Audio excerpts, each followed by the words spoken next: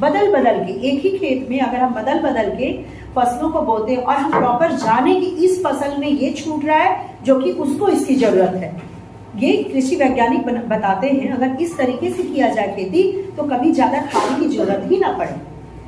जैसे कि दाल का अगर है तो वो नीचे से नाइट्रोजन छोड़ा, अब अगला फसल मान लो गेहूं है, गेहूं को नाइट्रोजन की जरूरत है, दाल को हमने काट लिया, मिट्टी में नाइट्रोजन आ गया, गेहूं को लगा दिया जो कि उसको चाहिए था नाइट्रोजन, समझ रहे? तो बदल बदल के खेती करने से क्या होता है कि उर्वरा शक्ति जो होती है वो बनी रहे मिट्टी।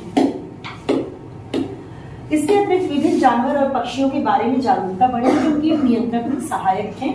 कीट नियंत्रण यानी कि खाते हैं, जैसे मोर, जैसे चूहा है उसको सांप खाता है ना, तो सांप भी एक तरह से दोस्त ही किसानों का। वो चूहा अगर फसल खा जा रहा है तो सांप उसे मार देता है। सांप, चूहों और अनेक प्रकार के कीड़ों को खा जाते हैं। इसी प्रकार उल्लू, मोर जैसे पक्षी अनेक हानिकारक कीड़ों का भक्षण करते हैं। यदि हम इन्हें कृषि क्षेत्र में रहने दें तो काफी संख्या में कीटों, इस समय में छिपकली भी उपयोगी है, हमें उसकी कीमत है। छिपकली भी उपयोगी है, छिपकली तो वैसे भी कीड़ों को खाती है ना। तो देखो हमारा जो सिस्टम है, पूरा जो पर्यावरण है, केवल अकेले हमारे दम पे नहीं है। अगर केवल हम रह गए और कोई भी छिपकली, सांप, नेवला कुछ न रहे तो बहुत ही दुभर हो जाएगा जीना, क्योंकि ये सब बैलेंस करते हैं। जैसे कहते हैं ना कि दूसरे को मत मार के खाओ, तो शेर ने अगर हिरन को मारा, अगर नहीं मारे हिरन को कोई खाने वाला तो बहुत सारे हिरन हो जाए। तो सब एक दूसरे को बैलेंस करते हैं। फूड चेन जो है एक दूसरे को बैलेंस करती है। घास खाने वाला कोई है तो घास खाने वाले को खाने वाला कोई है, फिर उसको कोई खत्म करने वाला है। तो ये एक बैलेंसिंग चक्र चल रहा है पूरा। आजकल धार्मिक विकास शब्द बहुत लोकप्रिय है। विकास की विचारधारा में निश्चय एक दृष्टांत परिवर्तन है। धार्मिक विकास को हम लोग को समझना होगा, जो कि मैंने आपको बताया। निष्कर्ष पे आ जाते हैं आर्थिक विकास से, जिसका लक्ष्य बढ़ती जनसंख्या की आवश्यकताओं को पूर्ति के लिए वस्तु और सेवाओं के उत्पादन को बढ़ाना है। पर्यावरण पर बहुत दबाव पड़ता है। जनसंख्या सबकी जड़ में, सब चीजों के जड़ में क्या है? जनसंख्या है। जनसंख्या अगर बहुत ज्यादा है तो हम कितना भी चाहें धार्मिक विकास नहीं कर सकते, पर्यावरण को नहीं बचा सकते।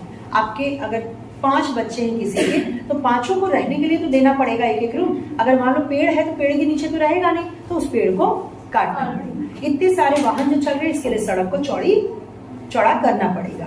इतने सारे लोग हैं तो उनको उतनी सुविधाएं उपलब्ध करानी पड़ेगी। तो इससे क्या हो रहा है? पर्यावरण पे दबाव पड़ रहा है। विकास की प्रारंभिक अवस्था में पर्यावरण संसाधनों की मांग पूर्ति से कम थी, लेकिन अब क्या है कि पर्यावरण संसाधनों की मांग बहुत ज्यादा होगी। क्यों?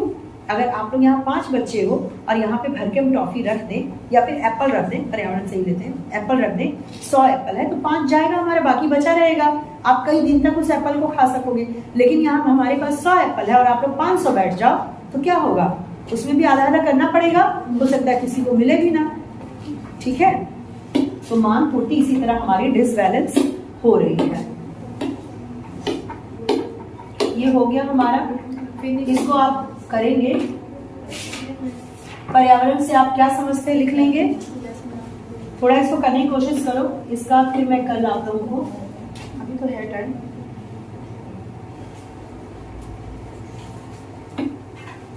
जब संसाधन निस्सरण की दर उनके पुनर्जनन की दर से बढ़ जाती है तो क्या होता है?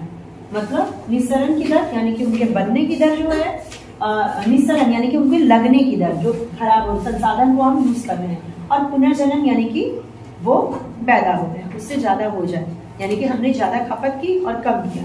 तो यहाँ पे आप सबसे बड़ा पॉइंट ये लिखना जरूर कि धारणीय विकास तो बिल्कुल नहीं हो सकता, क्योंकि हमारी मांग ही इतनी ज्यादा है कि वो कल के लिए तो बचेगा ही नहीं, हमारा आज ही नहीं पूरा हो रहा है उससे। और पर्यावरण पे दबाव पड़ेगा हर तरीके से। इसको थोड़ा सा डिटेल करके लिखना। निम्न को नवीकरण और गैर नवीकरण संसाधनों में वर्गीकृत करें। वृक्ष क्या है? खड़ी हो तुम। वृक्ष क्या है? नवीकरणी या अनवीकरणी? गैर नवीकरणी? नवीकरणी। किसी को कोई डाउट? क्यों है नवीकरणी? मैम क्योंकि ये मतलब जैसे खत्म होते रहते हैं, तो जैसे हम लोग लगाएंगे वृक्ष तो फिर ये खत्म नहीं, उसको हम लोग बना सकते हैं, उन्हें उत्पादित कर सकते हैं। ठीक है। मछली नवीकरणी या गैर नवीकरणी? ये भी नवीकरणी है, ये उत्पन्न होता है। मछली एक बार में बीच में मैंने बताया बहुत देखी है। पेट्रोलियम, तुम बताओ, खड़ी हो। हाँ, क्या है पेट्रोलियम? नवीकरणीय। कैसे? क्योंकि हम पेट्रोल घर में बना सकते हैं चूल्हे पे। तो पेट्रोल को पैदा कर सकती हो, जैसे आज भैया गया 2 लीटर पेट्रोल खपत किया, 2 लीटर। समझ गई क्यों? क्योंकि पेट्रोल बनने में बहुत साल लगते हैं, वो नीचे से निकलते हैं। कोयला, हाँ, कोयला क्या है? नवीकरणीय या गैर नवीकरणीय? गैर नवीकरणीय, क्योंकि इसे बनने में भी काफी बच सकते हैं। लॉयस, गैर नवीकरणीय। बैठो। जल, क्योंकि वो आ रहा है। आजकल विश्व के सामने और 2 प्रमुख समस्याएं, इसको खोजना क्या है? विश्व के सामने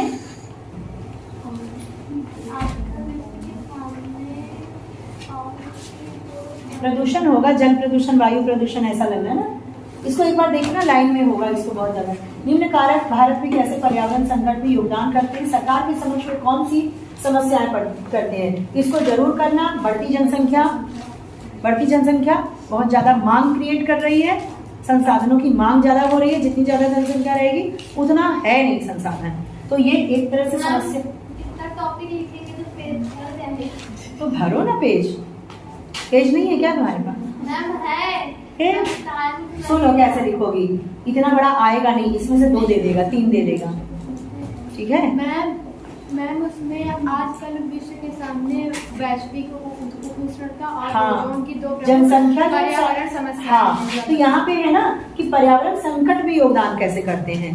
तो जनसंख्या बढ़ने से पर्यावरण पे बहुत ज्यादा दबाव पड़ता है, प्रदूषण बढ़ रहा है जनसंख्या बढ़ने से, वायु प्रदूषण, मृदा प्रदूषण, सारे प्रदूषण बढ़ रहे हैं, ठीक है। और इससे जो बहुत बड़ा एक वैश्विक सिनेरियो में देखा जाए, परिप्रेक्ष्य में देखा जाए, तो वैश्विक उष्णता इसका बहुत बड़ा कारण। वायु प्रदूषण क्या है? वायु प्रदूषण, ये वायु प्रदूषण जो है, इतने पेड़ नहीं उनके ऊपर दबाव डालता है, कार्बन मोनोऑक्साइड, कार्बन डाइऑक्साइड, ये पर्यावरण पे दबाव डाल रहे हैं। वायु को प्रदूषित होने से क्या हो रहा है कि हमारा जो सिस्टम है, जो पूरा पेड़ पौधे जमीन है, ये भी प्रदूषित हो रहे हैं। जल प्रदूषण, मछलियां खराब हो रही हैं, पेयजल खराब हो रहा है, बीमारियां हो रही हैं हमें, तो ये भी हमारा पर्यावरण है, इसको भी। संपन्न उपभोग मानक, मतलब कि हम भैया अमीर हैं तो हम एसी रखेंगे, फ्रिज रखेंगे। संपन्न यानी कि जो लोग अमीर हैं वो अपने उपभोग को इस स्तर तक बढ़ा लिए हैं कि वो पर्यावरण के लिए बहुत हानिकारक हो जा रहा है। इसमें उदाहरण दोगे फ्रिज और एसी, कूलर का नहीं, एसी। निरक्षरता अगर है तो हम समझ ही नहीं पाते पर्यावरण को कैसे बचाएं, ठीक है। औद्योगिकरण, उद्योग देख रहे हैं, बिल्कुल मतलब शहरीकरण हो रहा है, गांव के लोग शहर में जा रहे हैं, उद्योग से वो खींच रहे हैं, एक से एक फैक्ट्रियां स्थापित हो रही हैं, जल को प्रदूषित कर रही हैं अवशिष्टों से, वायु को चिमनियों के धुएं से। ये लिखोगे इसमें 2-4 लाइन। शहरीकरण, वही चीज, गांव से लोग शहर में क्यों जा रहे हैं? फैक्ट्रियों में काम करने, एक से एक धंधा हो रहा है, विनिर्माण हो रहा है उसमें। वन क्षेत्र में कमी हो रही है, ज्यादा जनसंख्या है, घर बनाना है, खेती करनी है, वनों को काट दिया जा रहा है। अवैध वन कटाई यानी कि मानव से ज्यादा वन को हम काट रहे हैं। वैश्विक उष्णता मैंने पढ़ाया, बाकी चीजें आप लोग कीजिएगा, जो नहीं आएगा कल हम लोग थोड़ा सा इसमें देखेंगे।